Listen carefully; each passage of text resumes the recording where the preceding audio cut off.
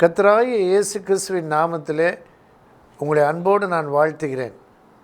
நம்பிக்கை தொலைக்காட்சி நிகழ்ச்சிகளை நீங்கள் கவனித்து கொண்டிருக்கிறீர்கள். காலை தியான நிகழ்ச்சியில் சங்கீத புத்தகத்திலிருந்து ஒரு சங்கீதத்தை தெரிந்து கொண்டு அதை நாம் தியானித்து வருகிறோம். உங்களுக்கு நினைவிருக்கலாம், ஒரு முறை 3ஆம் சங்கீதத்தை நாம் படித்தோம், இன்னொரு முறை 4ஆம் சங்கீதத்தை படித்தோம்.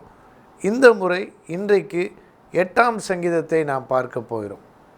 சங்கீத புத்தகத்திலே 674ஆம் பக்கத்தை திருப்பிக் கொள்கிறீர்களா? சங்கீத புத்தகம் வேதாமத்திலே மைய பகுதியில் இருக்கிறது.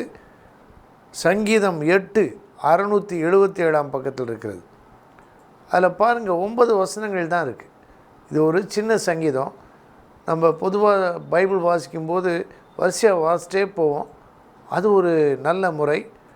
ஆனால் இன்றைக்கு நாம் கற்றுக்கொள்வதைப் போல ஒரு சங்கீதத்தை பல கோணங்களிலே எப்படி பார்ப்பது, அந்த சங்கீதத்தின் முக்கியமான வார்த்தைகள், வாக்கியங்கள், கருத்துக்களை எப்படி மனதில் இருத்தி கொண்டு தொடர்ந்து தியானிப்பது என்பதற்காகத்தான் இந்த நிகழ்ச்சி தயாரிக்கப்பட்டிருக்கிறது. சங்கீதம் 8 நாம் வாசிக்கிறதுக்கு முன்னாடி அங்கே பாருங்கள், ஒரு சின்ன வாக்கியம் எழுதியிருக்கு. கீத்தித் வாத்தியத்தில் வாசிக்க ராகத் தலைவனுக்கு ஒப்புவிக்கப்பட்ட தாவீதின் சங்கீதம். பல சங்கீதங்களில் தாவீது ராஜா எந்த இசைக்கருவியில், எந்த வாத்தியத்தில் வாசித்தார். நம்ம சொல்லுவோம்ல மியூசிக்கல் இன்ஸ்ட்ருமெண்ட்னு. சில சமயத்தில் அது ஸ்ட்ரிங்டு இன்ஸ்ட்ருமெண்ட்டாக, கம்பி, வீணை, கிட்டார், மேண்ட்லின் போல் ஸ்ட்ரிங்டு இன்ஸ்ட்ருமெண்ட்டாக இருந்திருக்கு. அந்த நாட்களில் சுரமண்டலம் அதிகமாக பயன்படுத்தினார். அல்லது ஃப்ளூட் மாதிரி சுவாசத்தை ஊதி, காற்றை ஊதி இசைக்கின்ற இசைக்கருவிகள் வாயிலாக ராகத்தை அமைத்து பாடலில் பாடினார். அவர் இப்படி பாடலில் இயற்றி இசை அமைத்து அதை ராகத் தலைவனிடம் கொடுப்பார். ஆகவே தான் பல இடங்களிலே ராகத் தலைவனுக்கு ஒப்புவிக்கப்பட்ட சங்கீதம் என்று எழுதப்பட்டிருக்கிறது. இந்த கீத்தித் என்ற வார்த்தை, இது ஒரு எபிரேய வார்த்தை. கீத்தித் என்றால் வைன் ப்ரெஸ், அதாவது திராட்சை ஆலை என்று பொருள். இது ஒரு வாத்தியம் என்று சொல்கிறார்கள். இந்த சங்கீதத்தை நம்ம வாசிக்க போகிறோம். வாசிக்கும்போது நீங்களும் என்னோட சேர்ந்து வாய் விட்டு வாசிங்க. அது ஒரு நல்ல ஒரு ஆசீர்வாதமான ஒரு தியான பழக்கம், ஒரு பயிற்சி. எங்கள் ஆண்டவராகிய கர்த்தாவே, உம்முடைய நாமம் பூமி எங்கும் எவ்வளவு மேன்மை உள்ளதாக இருக்கிறது. உம்முடைய மகத்துவத்தை வானங்களுக்கு மேலாக வைத்தீர்.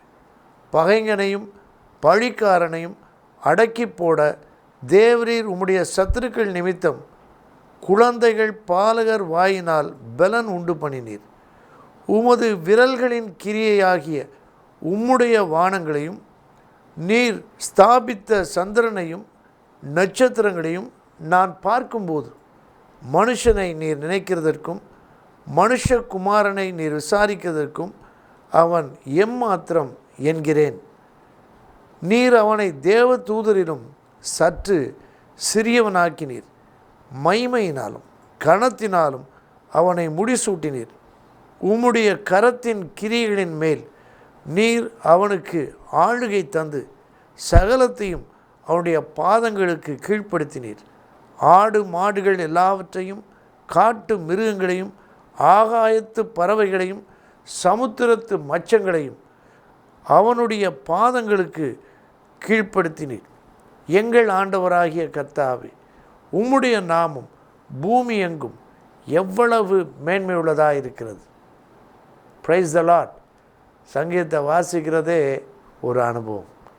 வாய் விட்டு தான் பாடியிருப்பார். நம்ம வாசித்தானா தாவீது ராஜா பாடலை பாடியிருப்பார். யூத ஆராதனை முறையில் சங்கீத புத்தகம் ஒரு தியான பாடல் புத்தகமாக இருந்தது. டிவோஷனல் சாங் அப்படின்னு சொல்லுவோம் இல்லையா, பக்தி பாடல்கள். இது ஒரு பக்தி பாடல். 150 சங்கீதங்களில் 50 சங்கீதங்கள் துதி ஆராதனை சங்கீதங்கள். இந்த சங்கீதமும் ஒரு துதி ஆராதனை சங்கீதம். இந்த சங்கீதத்தை வாசித்தோம். இப்போ பார்க்க போகிறோம்.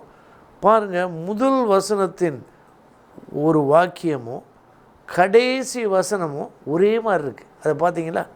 எங்கள் ஆண்டவராகிய கர்த்தாவே, உம்முடைய நாமம் பூமி எங்கும் எவ்வளவு மேன்மை உள்ளதாய் இருக்கிறது. இப்போ கவனிச்சிருக்கோம். அதை முதல் வாக்கியமும் கடைசி வாக்கியமும் ஒரே மாதிரி இருக்கும். அதே வாக்கியம்தான். இந்த வாக்கியம் ஒரு துதி ஆராதனை வாக்கியம்.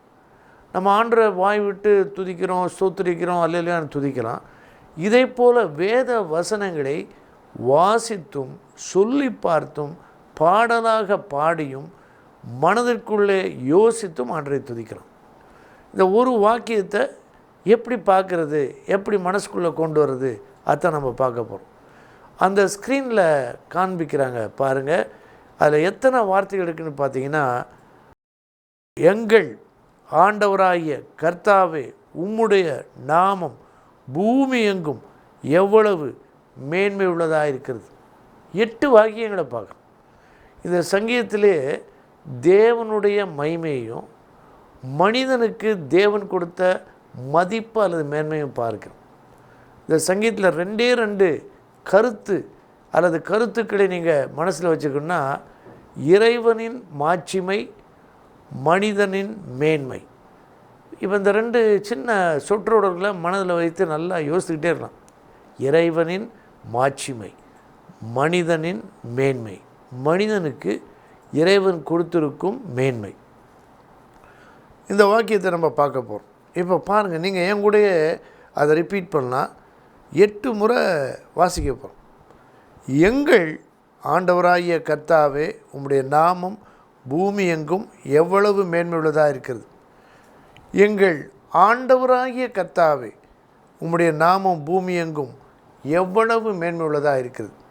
எங்கள் ஆண்டவராகிய கர்த்தாவே, உம்முடைய நாமம் பூமி எங்கும் எவ்வளவு மேன்மை உள்ளதாக இருக்கிறது. எங்கள் ஆண்டவராகிய கர்த்தாவே, உம்முடைய நாமம் பூமி எங்கும் எவ்வளவு மேன்மை உள்ளதாக இருக்கிறது. எங்கள் ஆண்டவராகிய கர்த்தாவே, உம்முடைய நாமம் பூமி எங்கும் எவ்வளவு மேன்மை உள்ளதாக இருக்கிறது.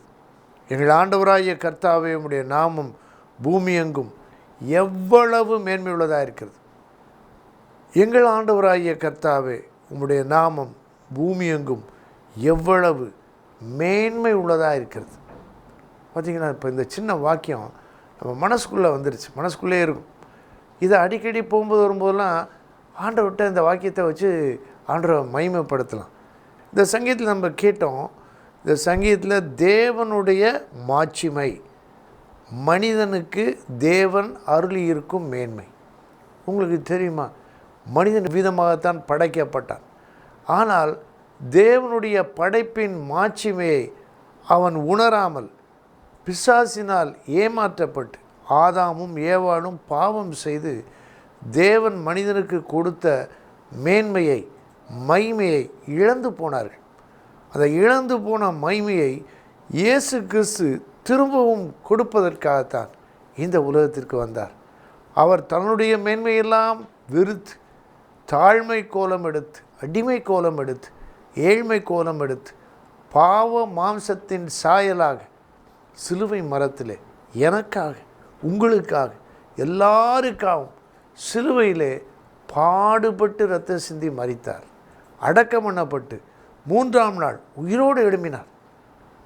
ஆகவே தான் இயேசுவை ஒருவர் ஏற்றுக்கொள்ளும்போது அவர்கள் இரட்சிக்கப்படுகிறார்கள். மனம் திரும்பும்போது அவர்களுக்கு இரட்சிப்பின் சந்தோஷம் கிடைக்கிறது. எல்லா மனிதரும் தேவ மகிமையற்றவர்களானார்கள். ஆனால் எல்லாரும் மனம் திரும்பி இரட்சிக்கப்பட வேண்டும் என்று இறைவன் விரும்புகிறார். அதற்காகத்தான் இயேசு இந்த உலகத்திற்கு வந்தார். இயேசுவை அறிந்தவர்கள் தேவனுடைய மாட்சிமையை, மகிமையை, மகத்துவத்தை, மேன்மையை அடிக்கடி தியானிக்கிறவர்களாக இருக்க வேண்டும்.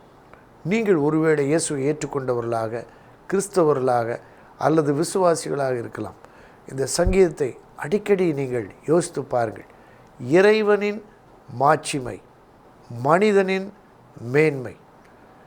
இந்த சங்கீதத்தை நல்லா பார்த்தோன்னா 2வது வசனத்தை பாருங்கள். 2வது வசனத்தில் ஒரு இடம் நான் வாசிக்கிறேன், அப்புறம் நம்ம பார்க்க போகிறோம். பகைஞனையும் பழிக்காரனையும் அடக்கி போட தேவரீர் உம்முடைய சத்துருக்கள் நிமித்தம் குழந்தைகள் பாலகர் வாயினால் பலன் உண்டு பண்ணினீர். பார்க்குறதுனா என்னென்னா, யாரை பற்றிலாம் இந்த வசனம் சொல்லுது? தேவனை பற்றி இருக்குது. பகைங்கன், பலிக்காரன், அப்புறம் சத்துருக்கள். இது சாத்தானையும் தேவனுக்கு விரோதமாய் யோசிக்கிறவர்கள், பேசுகிறவர், செய்கிறவர்களையும் குறிக்கிறது. அவர்கள் நிமித்தம் குழந்தைகள் பாலகர் வாயினால் பலன் உண்டு பண்ணினீர். சின்ன பிள்ளைக ஆண்டவரை துதிக்கிறத பார்த்துருக்கீங்களா? அவரை புகழ்ந்து பாடுறதை பார்த்துருக்கீங்களா? அது ஏன்னா தேவன் அந்த பிஞ்சு உள்ளங்களில், அந்த மழலை மொழியில் தனக்கு மகிமையை செலுத்தக்கூடிய வார்த்தைகளை அருளி செய்கிறார். அதுதான் இந்த வாக்கியம். இந்த வசனத்தை ஆண்டவராய் இயேசு சொல்லுகிறார். எப்போ சொல்லுகிறாரு? ஓசன்னா உனக்கு ஞாபகம் இருக்கா? அந்த ஓசன்னா பாடி ஆண்டவரை மகிமைப்படுத்தின போது, எருசலேமுக்கு வெற்றி பவனி சென்ற போது ஒரு சிலர் அதை ஆண்டவரை இவங்களெல்லாம் அதட்டுங்க அப்படின்னு சொல்கிறாங்க. அப்போ ஆண்டவர் இந்த வசனத்தை சொல்கிறார். மத்தேயு 21 அதிகாரம், மார்க் 11 அதிகாரம், லூக்கா 19, யோவான் 12 அந்த நிகழ்ச்சியை நீங்கள் பார்க்கலாம். இப்போ என்ன கேள்வினா, நீங்கள் தேவனுடைய மேன்மையை, மகிமையை எப்படி உணர்கிறீர்கள்? எப்படி விளங்கி கொண்டீர்கள்? அவரை பற்றிய சிந்தை உங்களுக்கு இருக்கிறதா?